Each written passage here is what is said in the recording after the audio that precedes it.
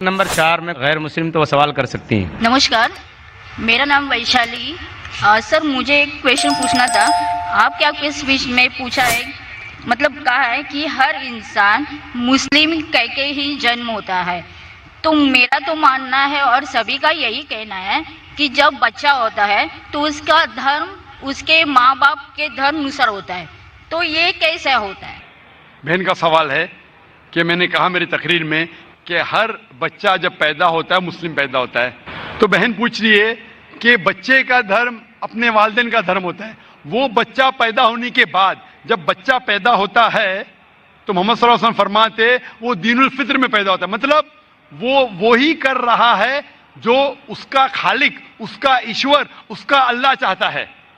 वो सांस ले रहा है उस तरीके से जिस तरीके से अल्लाह चाहता है, उसका खालिक चाहता है। वो जी रहा है उस तरीके से, वो फितरत पे जी रहा है। उसके बाद वो अपने वालिदैन के बताए हुए रास्ते पे चलने लगता है। इसीलिए अगर कोई बच्चे पे एक्सटर्नल फोर्स नहीं है, एक्सटर्नल इन्फ्लुएंस नहीं है, इसके बारे में रिसर्च किया गया था। दो ट्राइब है जिसका नाम है ऑस्ट्रेलियन एबोरिजिन्स एंड द कपाकू ट्राइब। ये दो ट्राइब 1950 में साइंटिस्ट इनके पास गए और जानने की कोशिश किए। ये दो ट्राइब इंसानियत के टच में नहीं थे, कोई भी मॉडर्न इंसान इनके ऊपर इन्फ्लुएंस नहीं किया था, इनका कोई भी मॉडर्न ह्यूमन बीइंग से इन्फ्लुएंस नहीं था।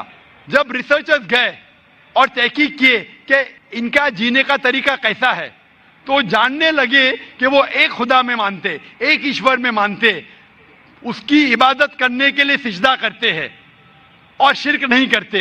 वो तहकीक करने के बाद पता चला कि वो इस्लाम फॉलो कर रहे, नाम से मुसलमान नहीं थे लेकिन जिंदगी के बसर करने का तरीका इस्लामिक था।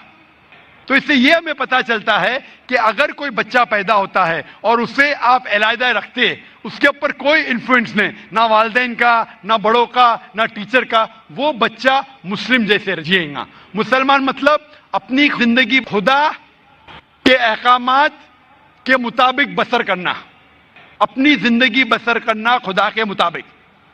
ये साइंटिफिक रिसर्च है। इसीलिए मैं कहता हूं हर इंसान जब पैदा होता है, मुस्लिम पैदा होता है, उसके बाद उसके वालिदैन उसे गलत रास्ते पे ले जा सकते हैं। हो सकता है कि बुत परस्ती करते, हो सकता है कि आग को पूजने के लिए कहेंगे। इसीलिए कोई गैर मुस्लिम जब मुस्लिम बनता है, कन्वर्ट कहना गलत है। कन्वर्ट मतलब एक रास्ते से दूसरे रास्ते पे जाना। रिवर्ट मतलब एक इंसान सही रास्ते पे था, फिर गलत रास्ते पे जाता है, फिर से सही रास्ते पे आता है, उसे कहते हैं रिवर्ट। हिंदी या उर्दू में कहूंगा मैं, नौ मुस्लिम कहना गलत है, हिंदी में कहूंगा लौटा हुआ मुस्लिम। ये मेरे खुद के अल्फाज है, लौटा हुआ मुसलमान। इसलिए मैं आपसे पूछना चाहूंगा बहन कि इस्लाम के बारे में कुछ जानकारी है आपको? सर, मैं रहती हूँ डोंगरी पे, मेरा फ्रेंड सर्कल भी ज़्यादा मुस्लिम ही है और मैं ज़्यादा जानकारी के लिए यहाँ पे हूँ। माशाल्लाह। आप मानते हैं कि खुदा एक है? जरूर। आप मानते हैं कि बुत परस्ती गलत है? जी नहीं, मैं यही जानती हूँ कि परमेश्वर, ईश्वर, अल्लाह और जो भी कुछ है वो सब एक ही है। जी हाँ, लेकिन आप मानते हैं कि बुत परस्ती गलत है कि सही है? सर, बुत परस्ती का अर्थ मुझे मालूम नहीं, मैं इंसानियत पे ज्यादा भरोसा करती हूँ, इसलिए मैं बोलती हूँ कि सब एक ही है। लेकिन इंसानियत पे भरोसा अगर करते हैं तो हमें हमारे ईश्वर की इबादत करना चाहिए कि गलत चीजों की?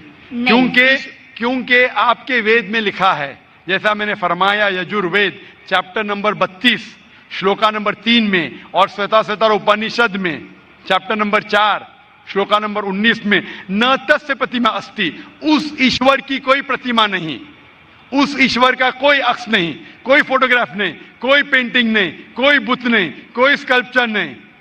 तो आपकी हिंदू मजहब की किताबें कहती है कि बुत परस्ती गलत है, ईसाई मजहब की किताबें कहती बाइबल के बुत परस्ती गलत है, कुरान इस्लाम मजहब की किताब कहती है बुत परस्ती गलत है।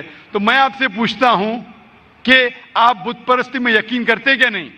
सर, आप बुत परस्ती जो बोल रहे हैं उसको मेरा मीनिंग नहीं समझ रहा, खाली मुझे यही मालूम है कि सब जो ईश्वर, अल्लाह, जो भी कुछ है सिर्फ एक ही है।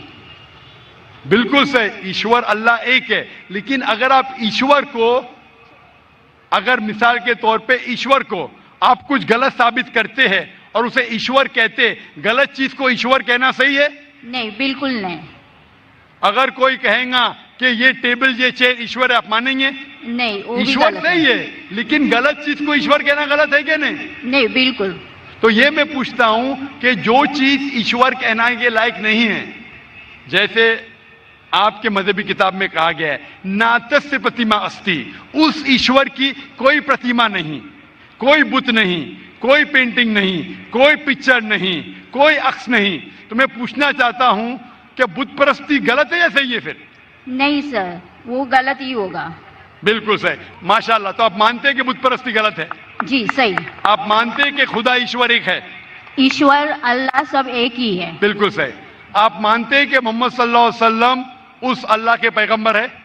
सर, उनके बारे में मुझे जानकारी नहीं है, इसलिए मैं वो मत प्रदर्शन नहीं कर सकती। बिल्कुल, इसलिए मैं चाहूंगा कि खवातीन के शोबे से मैं मेरे अहलिया से फरमाऊंगा कि आपको कुरान मजीद का तर्जुमा दे। आपको अगर हिंदी आती है तो हिंदी में दीजिए, उर्दू आती तो उर्दू में, मराठी तो मराठी या अंग्रेजी में। आप कुरान मजीद का तर्जुमा पढ़िए और इंशाअल्लाह इस किताब के जरिए आप हिदायत पाएंगे। और अगर कुछ भी उसमें मुश्किलात है तो आप जरूर डोंगरी पे रहते, हमारा इदारा भी डोंगरी पे, आप इस्लामिक रिसर्च फाउंडेशन में आ सकते और आपके जो भी शक या शुबा है उसे दूर कर सकते। Hope the answer the question. शुक्रिया।